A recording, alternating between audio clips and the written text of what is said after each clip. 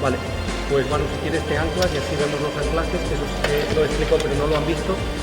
Los anclajes acordados, que son los elementos que te dan más sujeción y que por lo tanto hacen que cuando, si tú no tienes control, esto creo que no lo he explicado antes, cuando no tienes control muscular, el control de la funcionalidad de la extremidad inferior, en los giros las piernas bailarían, por lo tanto la silla oscilaría. Si tú estás compacto, todo lo que hagas lo transfieres en la silla, ¿vale? Entonces, por eso es importante los pies, por lo que hemos dicho, pero los muslos, como vais a ver, y él se ata a nivel de la cintura, sí, a nivel de la cintura, ¿no?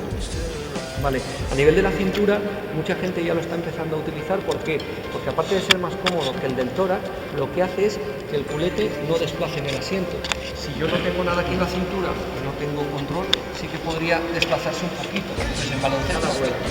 Entonces, pues como os decía, si la coges, ves que pesa mucho menos de cualquiera de estas, que son radios de hierro, pero son de alto rendimiento, pero lógicamente puesto en mineral. Entonces, bueno, pues so heavy, the wheel breaks the butterfly.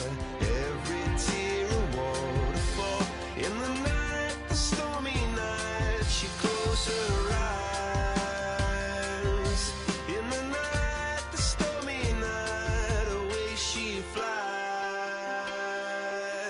A dream of